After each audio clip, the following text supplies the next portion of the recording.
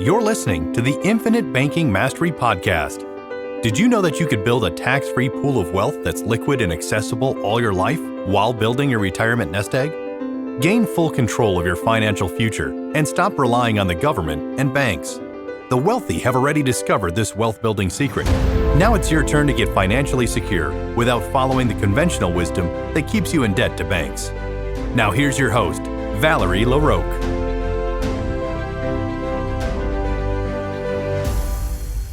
Hello, everybody. Welcome back to the Infinite Banking Mastery Podcast. I thought I would do a series on myths because there are plenty of those.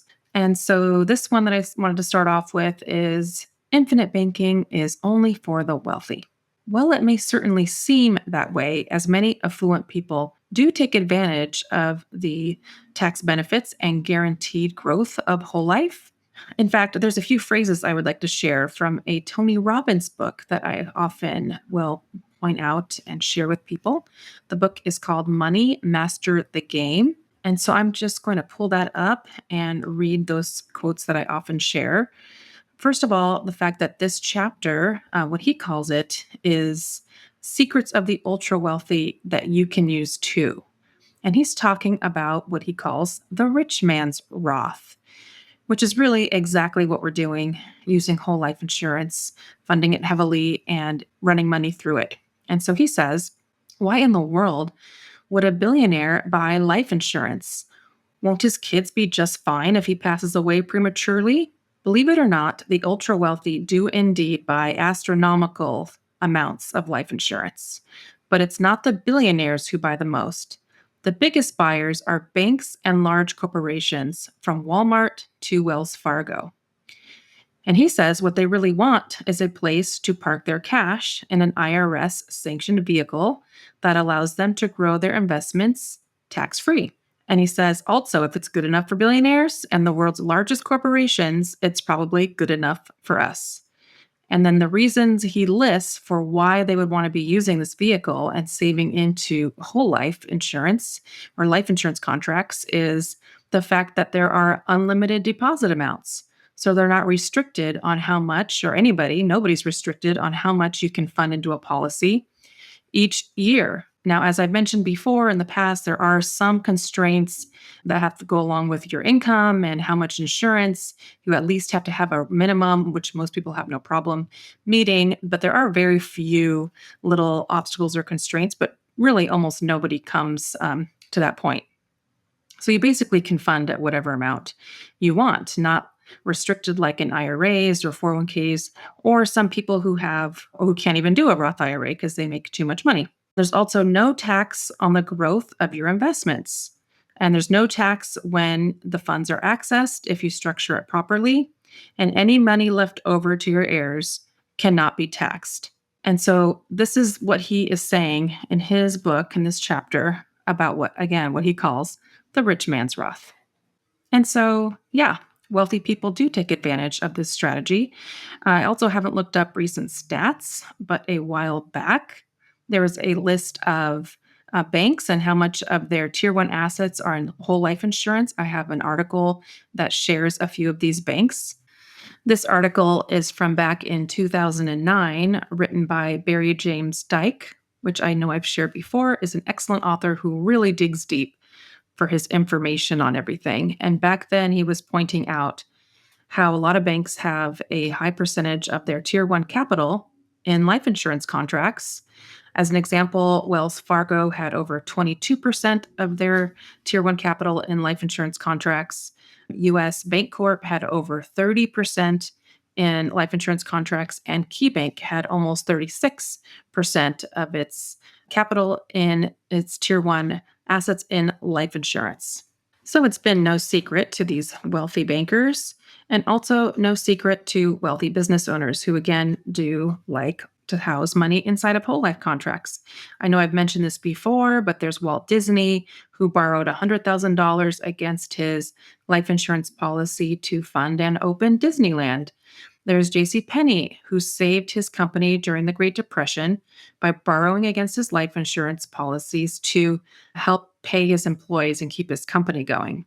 There's also Ray Kroc, the founder of McDonald's, who borrowed against his life insurance policies to get McDonald's up and going, their branding, and to pay his key employees.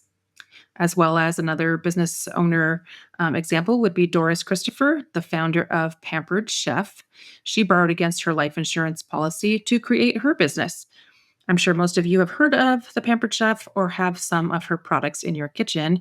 I know I certainly do.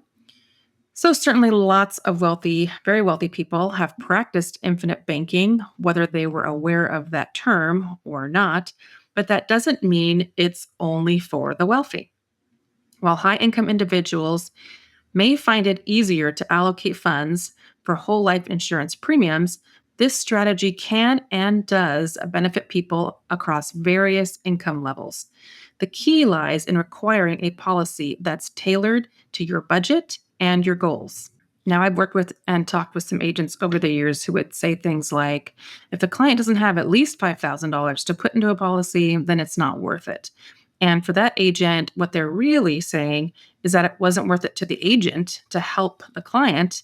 Why? Well, because the pay would be too low for the agent and makes it feel not worthwhile to go through the process of teaching someone and helping them.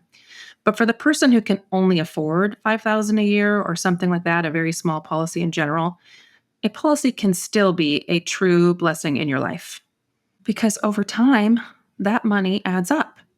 In addition to the premiums being paid in, the guaranteed crediting rate is also being applied to the policy, and that guaranteed rate is also being applied to the dividends that you're earning year after year in your contract. So your account is like a snowball. It starts off with your premiums and doesn't seem like much, but as it rolls down the hill of life, it collects, or in this case, earns on itself and gets larger and larger. And while it's collecting snow and growing as it rolls, more snow is being added to your metaphorical snowball in the form of premiums and dividends. And the longer your snowball is able to roll through the snow, the larger it becomes.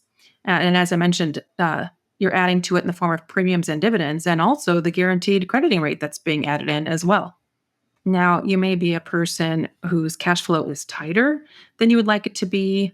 You're thinking you will have to wait to start your banking system until your cash flow is more freed up, until your debts are paid off, or until you're earning more money. But I would just encourage you to start where you're at because time will so easily get away from you. And even if you're only able to start funding a whole life policy at a fraction of what you would hope to, starting sooner than later will always be best. I always encourage clients to begin as soon as possible with the top end of their budget in mind because it is very easy to lower the premium, but you basically cannot increase your premium payments into an existing policy without causing it to mech. Now, there may be a little wiggle room and maybe possible to add a little bit more, but I would really touch base with your advisor before you go throwing in extra dollars to your contract, even if the company allows it because it could cause a mech. Whenever somebody asks me that question, I always check with the company to make sure that's not going to be an issue before we throw any additional funds in. Otherwise, you're basically keeping it to what was illustrated initially. That higher number is your mech ceiling in general. For me, I've started policies whenever I've had the resources to do so, and if I couldn't fit those resources into any of my existing policies. And sometimes I would think, I wonder if this will be easy to fund at this level next year, knowing that if my cash flow wouldn't be as lucrative the next year, well, you know what? That's no problem because my paid up additions are flexible. I can fund my full paid up additions, some lower amount, or skip the year altogether. But I would rather have the option to fund at the higher level and start the policy at the higher level sooner so that as many of my dollars are earning interest for as many years as possible. And if it turns out that I'm unable to save as much into my system next year or 3 years from now for some reason, well, that's okay because I can easily lower what I'm putting into my contract. I've talked to many people over the years who say, well, I just want to try it out. I'm just going to start with this smaller amount. I just want to test the waters. And then later, once I understand it much more fully, or once I see how it all works, then I will plan to start a second policy and fund at a higher level. Well, by doing that, just think of all the dollars that will slip through your fingers over those years before you start that second policy. And maybe you won't even remember, and it will take you an extra year because you forgot you wanted to do that. All those dollars that you have handed over to someone else and will never earn on again. You may not see much of a difference waiting to fully fund in the way you believe you can today in the beginning years, but once it's been a couple of decades, you will see what that waiting has lost you, what that waiting has cost you. Usually, that's thousands of dollars, sometimes tens of thousands of dollars. So I would say connect with an IBC practitioner that you trust, read Becoming Your Own Banker by Nelson Nash, learn from a great teacher, and begin with whatever it is that you're able to do. You don't have to be wealthy to get started. You just have to start. Start locking in the earning power of as many of your dollars as you can with an amount that makes sense for you and for your budget. Makes me sad whenever I'm talking to someone and they decide they need to test the waters first. But of course, I'm happy to help them wherever they feel comfortable.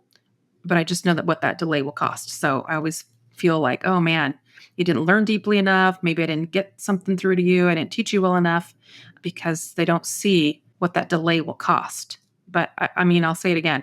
Just start where you're at. Doesn't really matter. Even if you're one of those people who feels they need to test the waters, you're at least still going to have something growing for you and locking in that earning power on some of your dollars rather than none of your dollars. So if you're someone who is just starting to learn about the infinite banking concept, or someone who has been studying this concept for years and have been on the fence, don't worry about the state of your financial affairs before reaching out for help. Don't sit there saying to yourself, once I get this or that paid off, once I get that promotion, or once I'm in a better situation, I'll get started with this. Because there's a very large chance that we could help you get out of that difficult financial situation, to start taking control of your finances and your financial future, to help you capture the earning power of as many of your dollars before you spend them to pay off debts, and before you lose that earning power forever. As always, if you would like to partner with me, if you would like my help, you are welcome to reach out to me at Valerie@alphaomegawealth.com. Thank you so much for listening, and have a great week.